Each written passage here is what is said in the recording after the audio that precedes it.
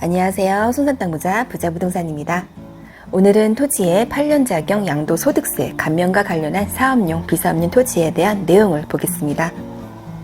농지의 양도세 감면은요, 다음과 같은 요건을 바탕으로 농업경영체 확인서, 조합원 증명서, 농자재 구매 내역서 등의 증명서류가 첨부됨에 따라서요, 1년에 1억, 5년간 누적 2억 원을 감면받을 수 있습니다.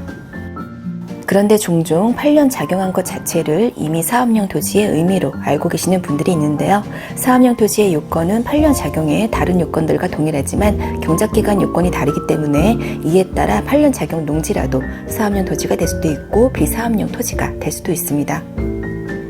사업용 토지는 양도일 직전 3년 중 2년 아니면 5년 중 3년 이상을 경작을 하였거나 또는 전체 보유기간의 60% 이상 기간 동안 경작한 사실이 있을 경우 이 중 한 가지만 해당이 된다면 사업용 토지로 인정이 됩니다.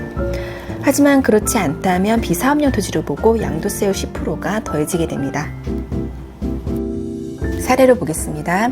A라는 사람이 농지를 2003년 8월 1일에 취득해서 2023년 8월 1일에 양도한다고 보고 20년을 보유하면서 양도일 직전 8년을 작용한 경우라고 했을 때, 그리고 동일한 조건으로 B라는 사람은 중간중간 5년에서 총 10년을 작용했을 경우 이 두 가지 사례를 비교해 보면요.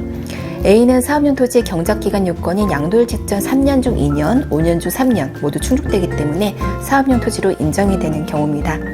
반면에 B는 A보다 2년을 더 경작을 했음에도 양도일 직전 기간은 물론 총 보유 기간의 60%인 12년이 채 되지 않기 때문에 비사업용 토지가 되면서 오히려 세율의 10%가 늘어나는 경우가 됩니다.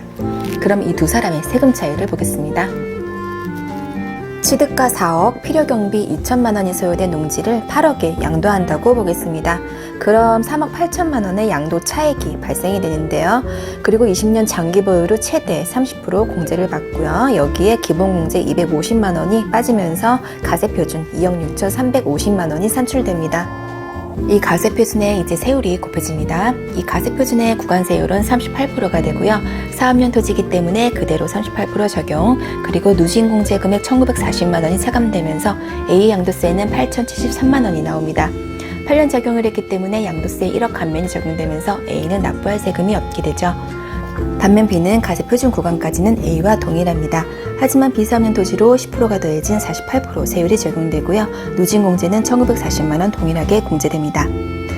B의 최종적인 양도세는 1억 708만 원이 나오고요. B 역시 8년 이상을 작용을 했기 때문에 1억은 감면을 받지만 추가 금액인 708만 원, 그리고 여기에 지방소득세 10%가 더해져서 총 778만 8천 원을 납부하게 됩니다.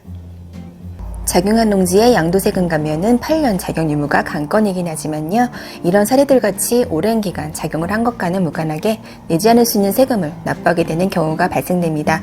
따라서 추후 양도 시기를 염두에 두시고 경작 시기 등의 계획을 잘 세우셔서 절세하실 수 있으면 좋겠습니다. 그럼 이상 손산땅 부자였습니다. 감사합니다.